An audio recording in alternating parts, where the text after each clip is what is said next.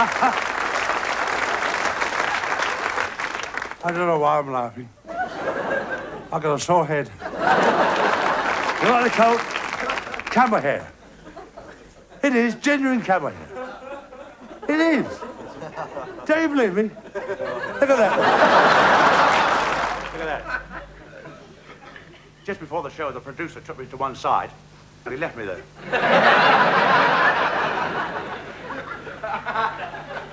He said to me, how do you feel tonight? I said, well, I feel a little bit funny. He said, well, get out there before it wears off. I'm so fed up with people picking on me. Playing cards. I've been to a strike party. All wearing glasses.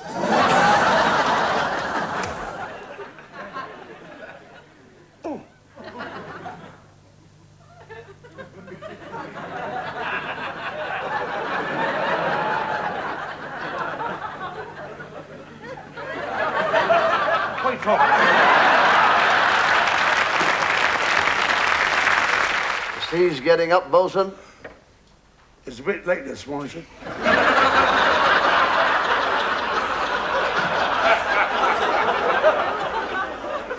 I got a feeling this whole operation is coming apart. What do you mean, sir? What about me? I'll get it fixed. I'll get it fixed. Okay. Right. Hey, bosun, take the wheel. Yeah, all right.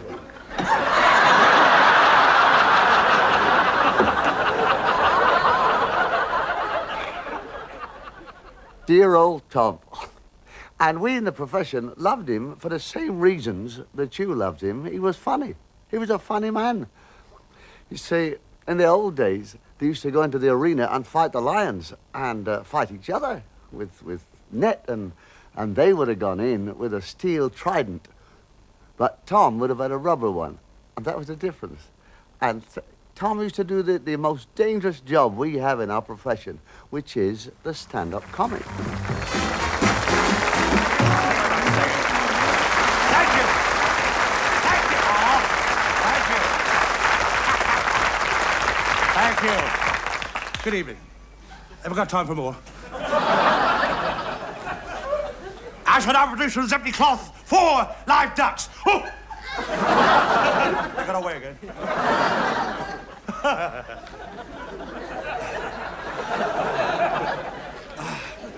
Look, see that? This one does the same look.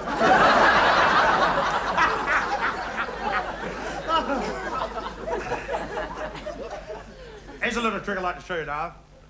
It's a very famous egg and bag trick. Here's the egg as a bag. My teeth itch. I went to the dentist. He said, my teeth are all right, but my gum's got to come out.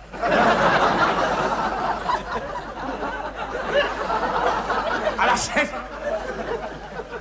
he looked at me, and I said, I've got a terrible pain just up there. See? And up there it was. So he said, I'll tell you what I do. I said, what's that? Because he spoke to me. And I said, I got a pain up there. He said, well, I'll tell you what, I'll x-ray it. So you get these little tiny x-rays like that, a little small one like that. And you put it up there like that, and you hold it there like that. And I'm sitting there like that. And they bring this x-ray machine in, see? And it, like there. And it went, just like that. And he took it out and he looked at it and he said, no wonder it hurts. You got a finger poked up there.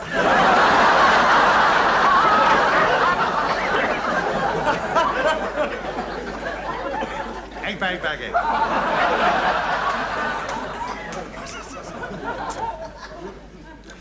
Dude, as I was waiting to go in the scene, the same dentist, and I was sitting reading the magazines. Wasn't it awful about that Titanic?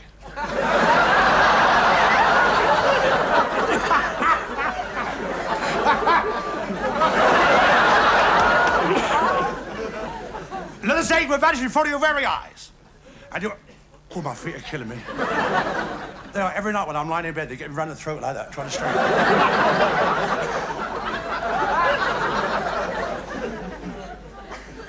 I want you to watch me very, very closely. And if you see any suspicious moves, don't say anything. This egg will vanish in front of your very eyes and you won't have the slightest clue where it's gone. And yet, on the other hand, I've got 4 fingers and a thumb.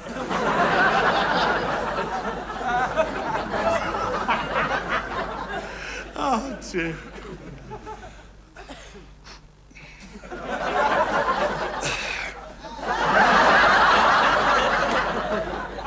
Look, vanish in front of your right eye. You haven't the slightest clue where it's gone, have you? Hey, where? Under my arm? No. Another one? No, look at that there. Look at that. This one? No, look at that. Look at that. Higher? How's that?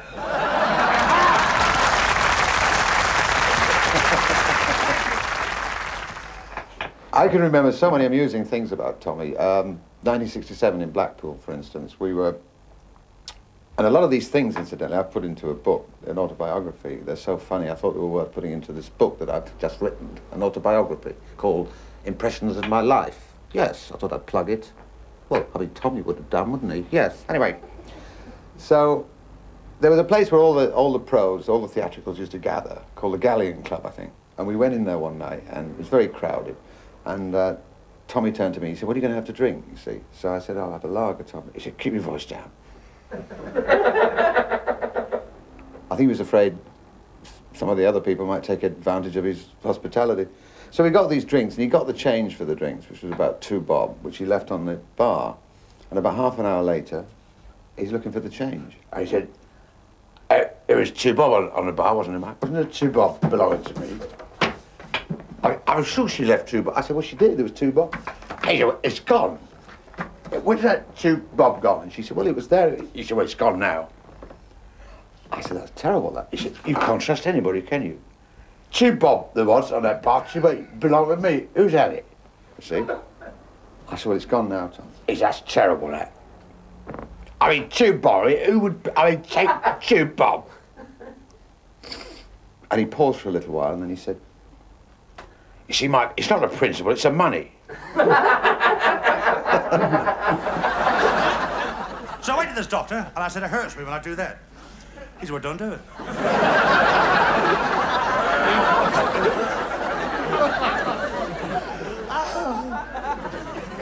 Yeah, I had a meal last night. I ordered everything in French to surprise everybody. It was a Chinese restaurant. And I said to this Chinese waiter, I said, look, this chicken I got here is cold. He said, well, sure, he's been dead 2 weeks. I said, not only that, I said it twice.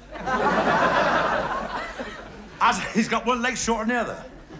He said, what do you want to do, eat it or dance with it?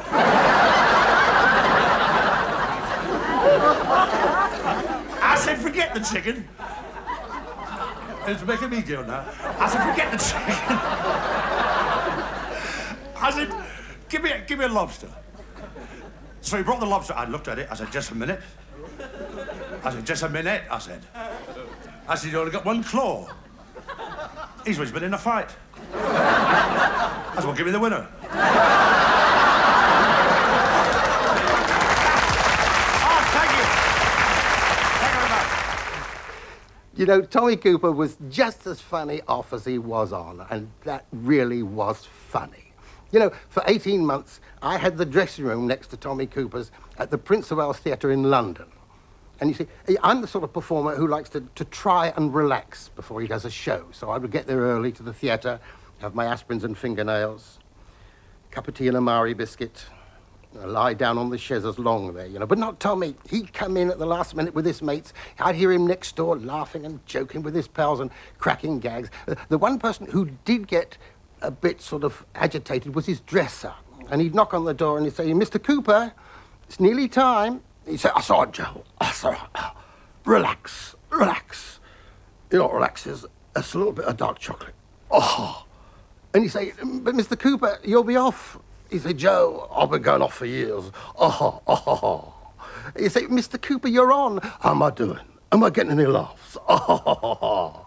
And then he'd bang on the door and say, Mr. Cooper, they're playing your music. He said, why didn't you call me? I'll be late, I'll be off. Get out of it, will you? Oh.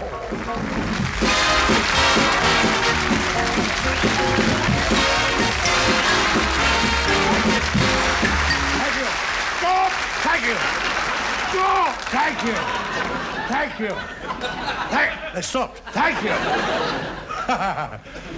Well, I must say you've been a wonderful audience. And I'd like to finish now with a little song. I can always tell if an audience is going to be good or bad. Good night.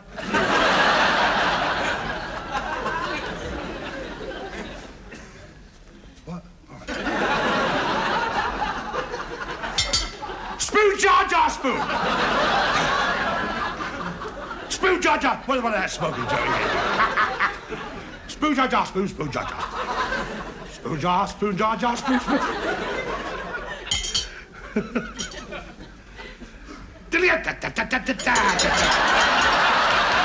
Stop! Stop!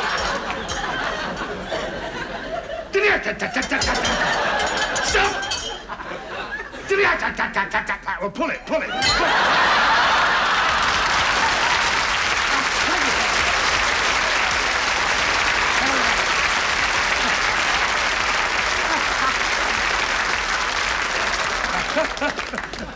Oh, dear. Rose, Rose, I've risen.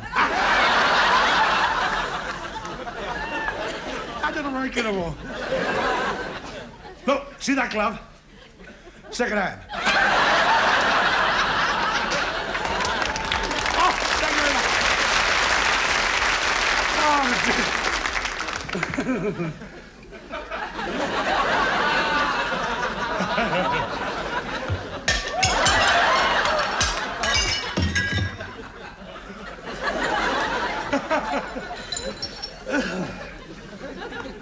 I backed a horse today, 20 to 1. Give me 20 past 4.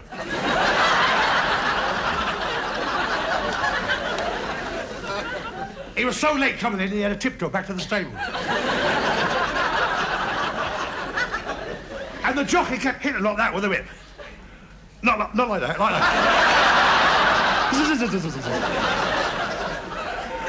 that. And the horse said, what are you doing that for? There's nobody behind us.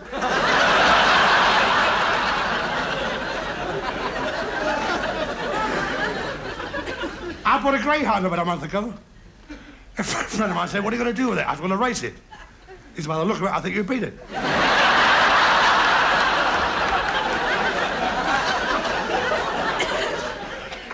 Everyone wanted to imitate him, didn't they? That was the true accolade, I think. And he was funny as soon as he came on. He didn't have to say anything. He was just funny. I mean, there weren't many like that, I suppose. Well, W.C. Fields was one. Oliver Hardy, I suppose. But above all, it was Tommy. That belonged to Tommy. Just coming on and looking funny. He was big. He was clumsy. He was sweaty. He was hot. He sighed a lot. Oh. But above all, he laughed at himself. And I think it's that laugh that'll stay in my memory. Oh, dear, oh, dear.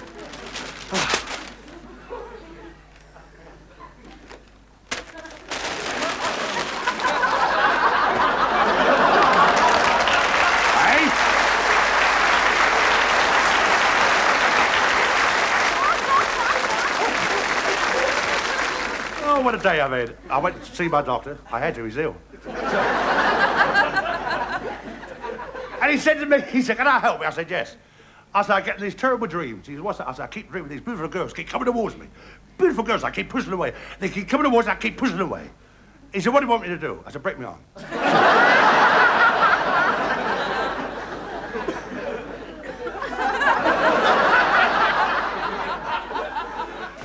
He said, I want you lying down on the couch. I said, what for? He said, I want to sweep up.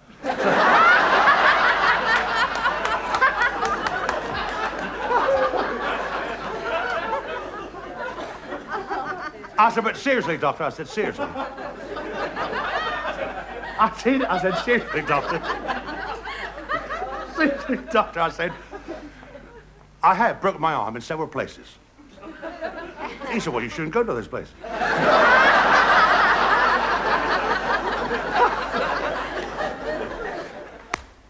Well, what can you say about Tommy Cooper? Terrific bloke. I only met him a couple of times, and I think that the funniest thing about Tom was the real life. I mean, he was brilliant on stage. He was probably the best we've ever seen. But I remember being in a pub, we got a boozer next door, right, where we all go occasionally to try and find our director. And, yes, thank you. And was in here one day when my mate Terry was driving me, and just out by the toilet, right, there's a telephone, and the door opens, like, opposite the bar, door, right? And there's a telephone, and Tommy Cooper was out there for ages, and I thought he probably had a curry or something, but as the door had opened, he was on the phone looking all puzzled, and he called Terry over, who he didn't know, my driver. He said, "Terry, here." He said, "Excuse me, cover a minute." And so I said, "Yeah, what is it, Mr. Cooper?" He said, "Is this pub, how's you pronounce it? Is it the Anglers or the Anglers?" And I went, "Pardon?" He said, "How's you pronounce this pub? Is it the Anglers or the Anglers?" And he said, "It's the Anglers." He went, "It's the Anglers." I said, "Are you sure? Anglers, not Anglers?" He said, "It's Anglers." I said, "Tentative." "Yeah, all right. I should call Thomas Anglers." And then a strange bloke come out the toilet, just an ordinary bloke, like minding his own business, a car salesman or something. And Tommy Cooper said, "Speak to him, will you?" Give him the phone, and the bloke got the phone up him and said, "Hello, Rose and Crown." Here's a pack of cards. Now, I'd like some here now at random. Mr. Random. Would you think of any card you like in the pack, so but don't tell me? Think of any cards, sir. No, just think of one, sir. Have you thought of one, sir? Right, now this is mind over matter. If you don't mind, I don't matter. I'll put the cards in there, sir.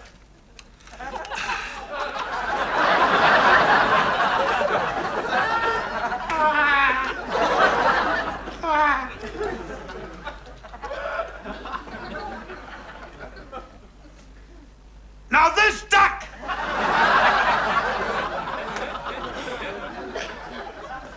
will take your chosen card from that pack. Now, you may have seen a duck do that before, but be fair,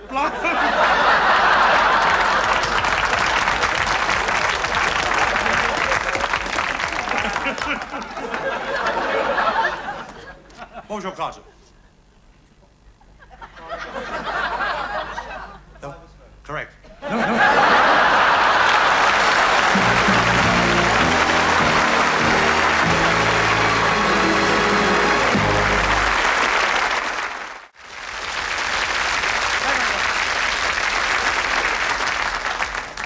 I was cleaning up the attic last week with the wife. Filthy, dirty, covered in cobwebs. But she's good to the kids.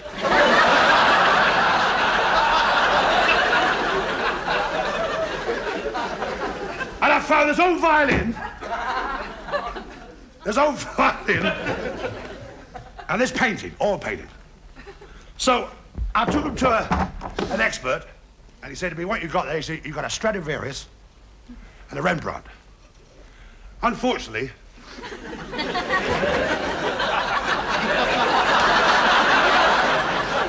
Stradivarius was a terrible painter.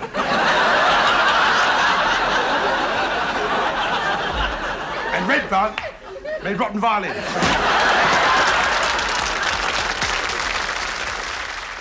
Not many people knew that Tommy actually was a fine, fine musician. And one of the finest compliments ever paid to me was, not long after he died, I went round to the house and see Gwen for a cup of tea and a little chat. And she took me down the garden to this enormous double garage where Tommy used to keep endless amount of props, i.e. huge one, telephone, kiosks, you name it, it was all stored in his garage. And we walked down the garden, and it was quite a moving moment because she opened the doors and it had all been stripped, all the props had disappeared, they'd all been taken away, bar one, this. This fine piece of furniture is a beautiful organ. And Dove said to me, "We'd like you to keep this in memory of Tommy." As I say, it's a great compliment. I'm not as accomplished a musician as Tommy ever was, but I'll play a few notes for you. Actually, Tommy always used to play with a funny hat or an axe in his head. I think probably because he didn't want people to sort of take his music too seriously. However, I've practiced a bit, and all being well, we'll get a sound out of it.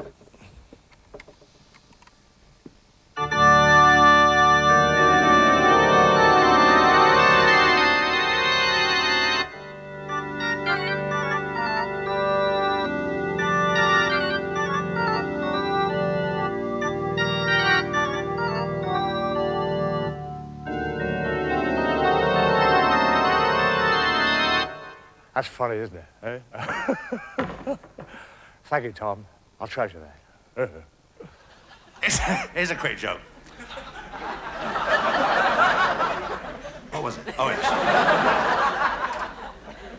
There was in the jungle, and there was a hyena. You know, a hyena. And he's talking to this monkey. And he said to this monkey, he said, you see that little passage, that little thing down there, a little narrow? He said, just down there. He said, you see those big clump of trees and bushes? And this monkey said, yes. He said, well, I go home that way every night. He said, I don't have to.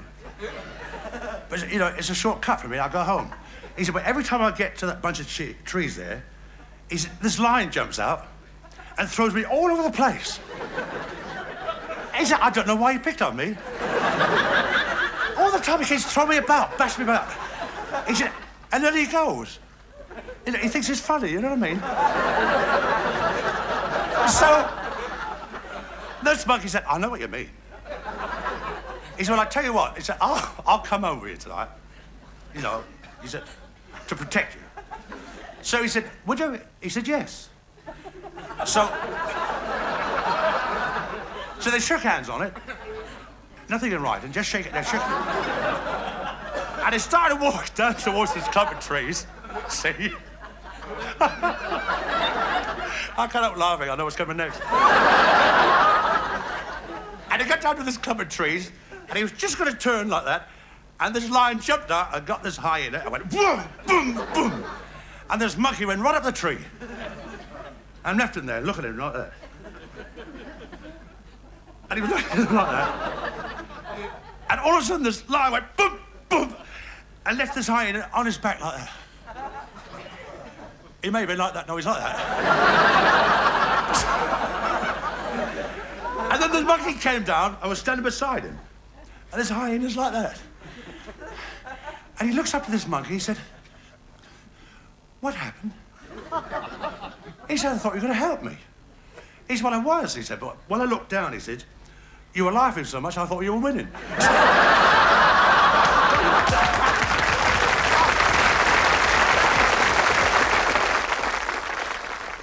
The thing about Tom was that he couldn't act. And he thought he could. But he couldn't. And I can remember once, when I was shooting the original plank, which is over 20 years ago now, when Tom had his own fez, and we were sitting at lunch, and the plank at that time was full of actors, full of good actors. It was full of good actors, and he couldn't act. But we were all having lunch, and as we were all eating there, like that, and the actors were talking, hello, hello, and they're all, hello, you know, because actors can talk with a mouthful, because a lot of them don't get paid, but they get a good meal. Anyway, Tom's sitting at the end of the table. Tom suddenly gets up and lies down on the floor in a public restaurant. Well, of course, I expected this, and all the hello, stopped for a minute. And then Tom got up and started with his meal. And I said to Tom, I said, why did you do that? He said, I just wanted to do something visual. That was Tom. But I'll tell you something. One of Tom's looks was worth 10 years at RADA. Fine. Off the top. Off the top? Off the top? Off the top. Hang on. Just a minute.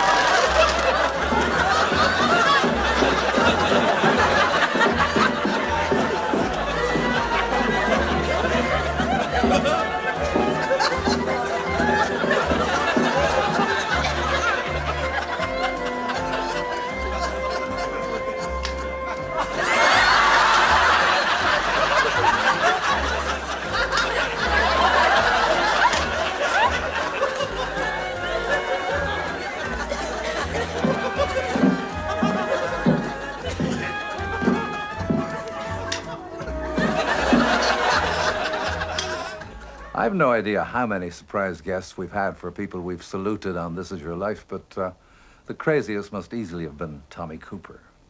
Now, he wasn't one to come and prepare things beforehand, not that you'd notice if he would anyway. And the first I'd see of him would be live, on air, and even then, I wouldn't know whether he was going to come through the doors, or the wings, or the audience, but you knew that it was going to work out somehow. Bill, among the many roles you've played, one of the most difficult must have been when you attempted to play straight man to a comedian, because that comedian happened to be the hilariously unpredictable Tommy Cooper.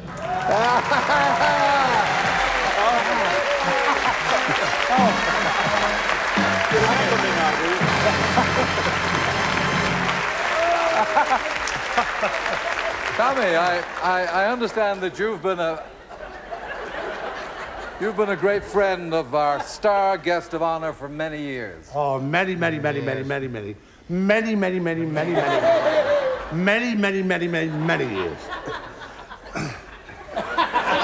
Yes. I'm not wasting my time, huh? No. A good friend, an admirer. Yes. Yes. Yeah, as a matter of fact, yes. I tell you, it goes back a long time ago. It does. It goes back a long time ago. Long.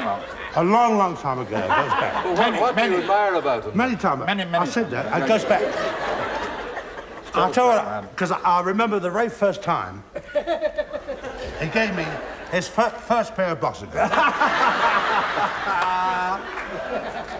And I always treasure that because I always, I honestly watched his fights.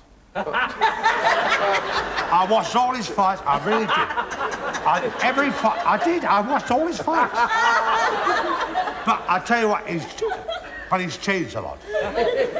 He has changed a lot, because the first time I met him, he was black with big lips.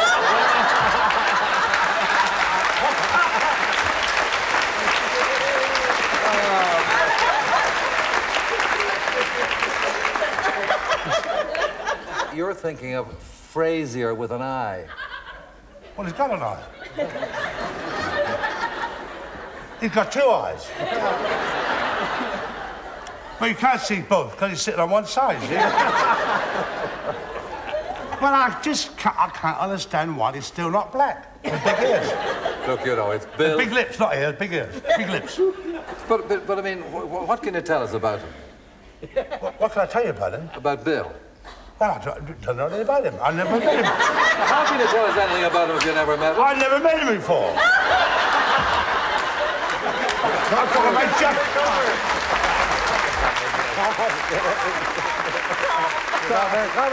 Over here, Susan.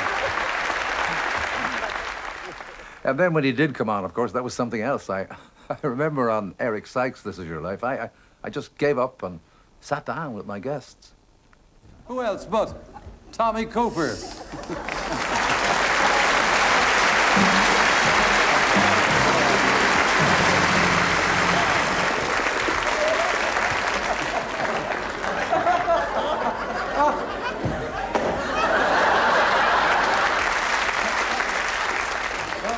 Good evening. I'll do something. Is that it? Do something. Yeah, can you tell us something? Tommy, why don't you tell us something about that famous film of Eric's, The Plank, that we were looking at? Oh, yes. Now, I remember now doing this film with Eric, The Plank, and it's very funny, it was. No, it was very funny. He not only acted in it, he wrote it, didn't he? Yeah. I was coming to that. And he wrote it. I know I was in it. I'm telling you I was in it. I just said, what? You're in it now.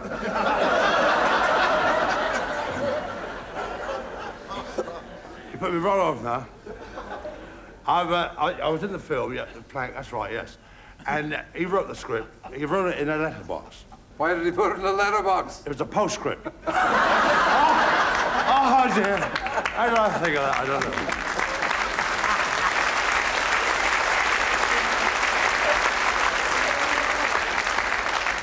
And while we were making this film, that's the first film I ever done in my life. It's longer than Frankie Howard. Not yet.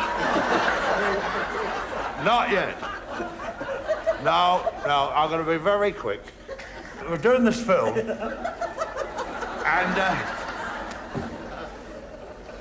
we're in this house, remember? The house, yeah. In this house.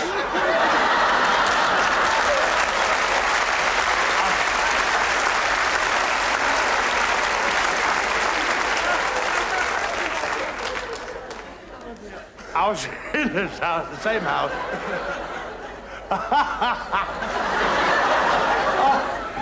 I can't stop laughing, I can't.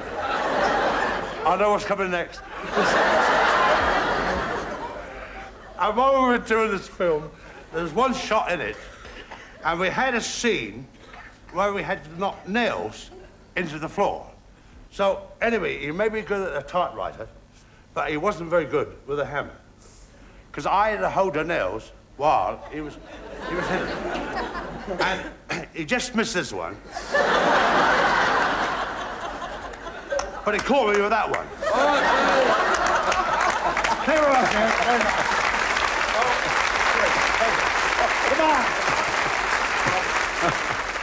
A great memory of Tom was he and his wife lived in a bungalow in Eastbourne, and one Sunday morning they had a terrible row. And Dove, his wife, went off in a terrible huff and arrived at this hotel in Brighton where they used to have a Sunday morning drink in the hotel bar. Now, she's sitting there having a drink, and 15 minutes later, Tom follows on in another cab. 5 minutes from the hotel, he takes his clothes off, his jacket, his shirt, his pants, everything, and he's right down to his underwear. All he has is his socks, his long johns, his suspenders, and he walks through the hotel with all the guests looking at this fellow, wondering what's going on. And he walks through the hotel, into the bar, right up to where his wife is having a drink, and he says, "Dove, where's my clean shirt?" And that was the real Tommy Cooper.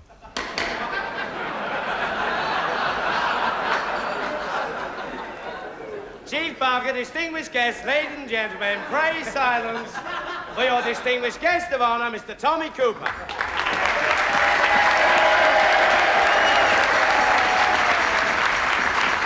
Thank you. Thank you. Thank you very much. Chief Barker, fellow Barkers, distinguished guests, ladies and gentlemen. From now on, this speech goes downhill a bit.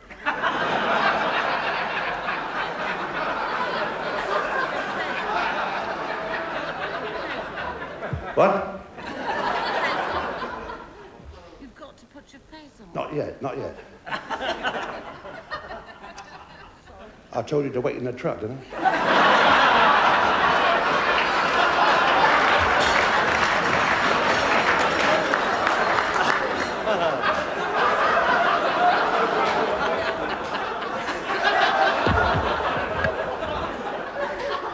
Your own wife echoes here. That's good, isn't it? Anyway, I must say, when I heard of the Zaya, I told the family, and I told my son and daughter. I've got a son and daughter. I get things right sometimes.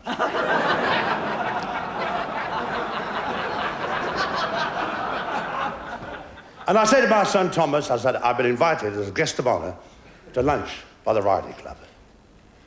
And he looked at me with tears in his eyes.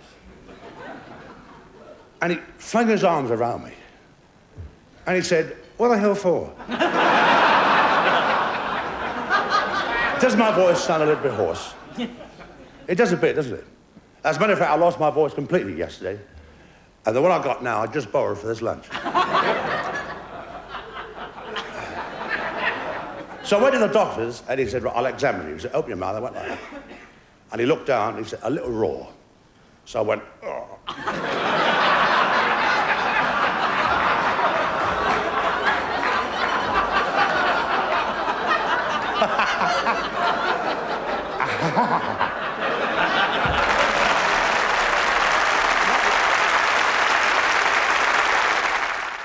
Yeah, I like Tom. Tom, did you? Tom? No, Tommy. Tommy Cooper. Tommy Cooper. Yeah, well, he was fabulous, Tommy. He was a legend, that man. He was absolutely brilliant. Tommy liked Tommy. Oh, I loved him, me. One of my heroes. Thank you. God, what a lovely audience. A standing ovation. And I said, oh, got something in my eye. It's my finger. So I said to this chap, what happened there? So I said to this Chinese waiter, I said, excuse me, and he said, yeah. Look at that, impressions as well. I said, tell me something. I said, are there any Chinese Jews? He said, I don't know, go find out.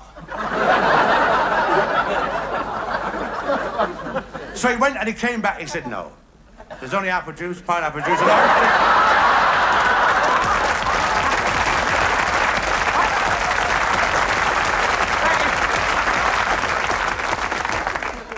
So I said to this Chinese waiter behind the counter, see, I said, excuse me, and he said, yeah? Could have been the same one. Well, he could have walked round, couldn't he? I said, have you got frog's legs? And he said, yes. I said, well, hot water kind of get me a cheese sandwich. Tommy, not just a lovely man, but a great, great comic. If I had a tough audience, you know, I used to just put one of these on. And that would get me out of trouble right away, I can tell you. It almost goes without saying, one of the funniest men I ever met. I was in Margate last summer for the summer season. A friend of mine said, you want to go to Margate? It's good for rheumatism. So I did, and I got it.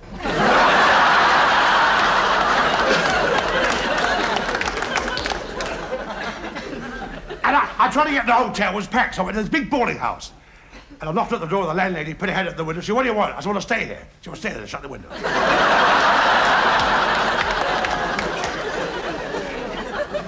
And while I was there, I bought one of these skin diving outfits. Let me see, like a frogman suit. Bought the whole thing, you know, goggles, big flippers, tank on the back. And I had a photograph taken like that and like that. Well, you never know, do you? You never know.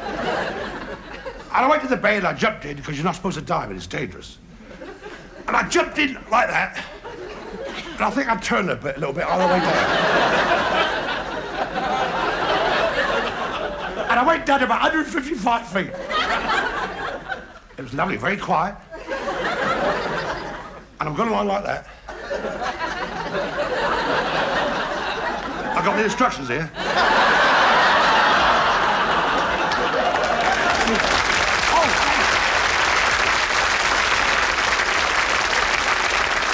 And I get rid of them and I start to do that like that.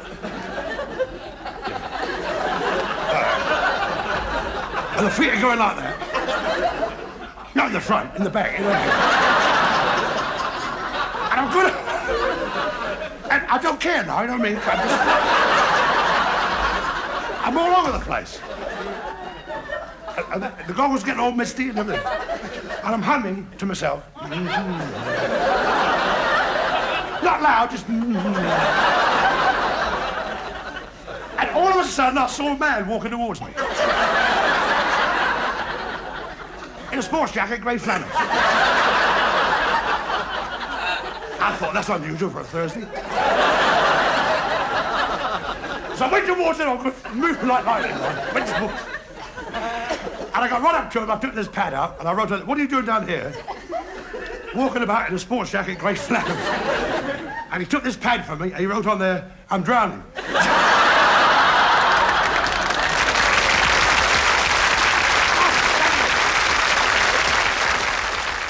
Tommy Cooper. Well, what can you say? He was the only one who could read the telephone directory and make it funny, that bloke. He's a genius. We'll all miss him. He really was one of the funniest men in the business, and to this day, we all still miss him very, very much. Great comic. Sheer inspiration. I owe the man so much. In fact, I still do him every night. Thank you. Here's a quick joke. There's a man having a barbecue in the front garden, so he turned the spit like that, and the flames getting higher and higher. Higher and higher, see? And he's singing, oh, sole mio. No music. Oh, sole mio. Farewell. And the flames get higher and higher. And a drunk walks by, he says, your singer's all right, but your monkey's on fire.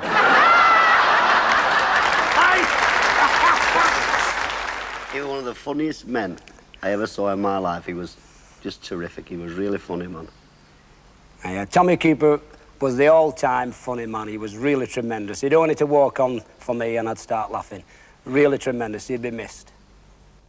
God bless his mother, I say, for giving the world Tommy Cooper.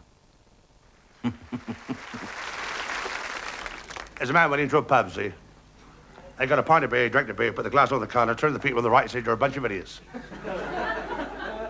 And he turned to the people on the left and he said, you're a bunch of fools, and walks out. Next night he's back, pint, puts the glass on the counter, turns to the right and says, you're a bunch of idiots, and you're a bunch of fools, and he walks out. There was a man sitting there, and he said, look, if he comes in tomorrow night, he may not come in, I don't know. Well, you don't know, do you? Well, he may not. Well, you can't blame me, can you? I don't care. I don't want to say, I don't know the fella, I don't care if he comes in, it makes no difference to me. But he came in, got the beer, drank the beer, put the glass on the counter, turned the people around. He said, you're a bunch of idiots, and you're a bunch of fools. And this man said, just a minute, I'm not a fool. He's one of the idiots over there then. Thank you. Dear old Tom, you know, we in the profession had the privilege of knowing Tom personally. But I wonder, will we ever see his like again?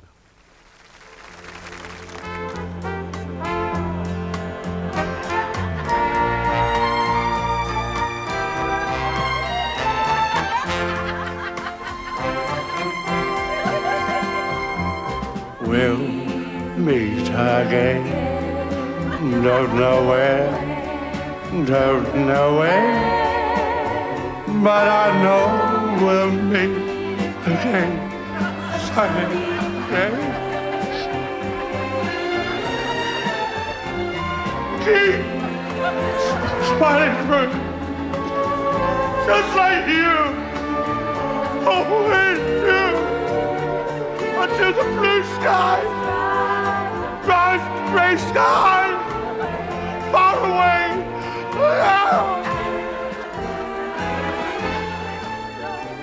Yes? I shall never forget the first time we met. She was sitting on top Waterloo Bridge, dangling her feet in the water.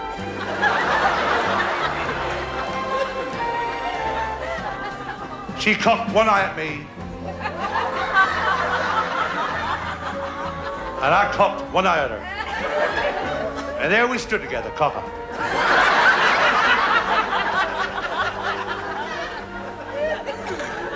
And she had most unusual lips, both on top.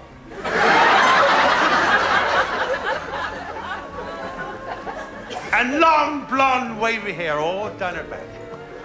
None on her head.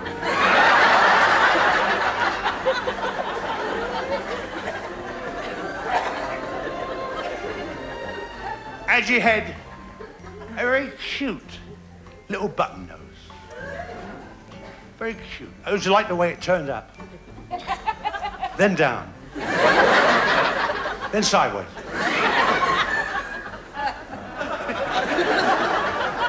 But I loved her. And we had some wonderful, happy times together. We used to go on the beach. She gave me a wave.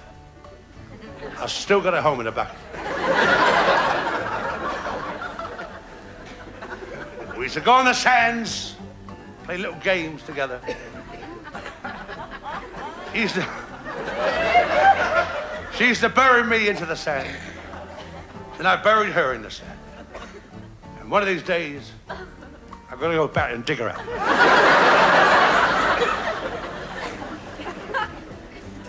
And then she said she was hungry. So I bought her a stick of rock. And she bit it. And she went, oh!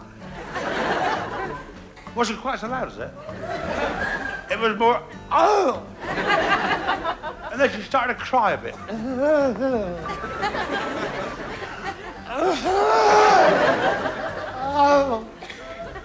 I said, what's the matter, love? She said, I've broken her tooth.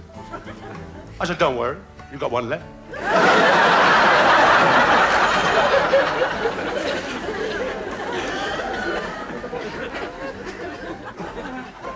And when she stood up, she had bow legs. She could walk like that.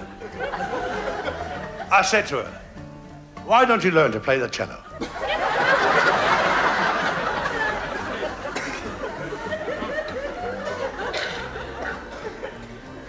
So I said to myself, I'd take her and get some lovely teeth for her. So I got the best set of false teeth that money can buy. And they look beautiful. Beautiful. And then, after all that, the money I spent on her, I don't think I'll carry on. I'll try. All the money I spent on her, she left me. Left me.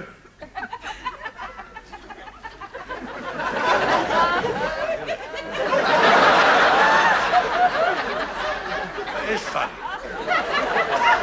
It's not you, is it?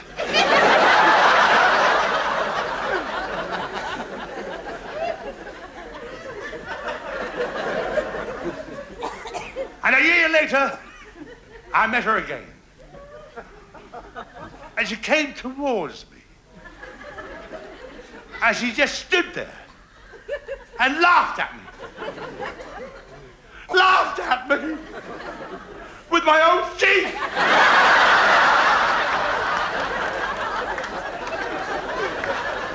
But I know we'll meet again some sunny day.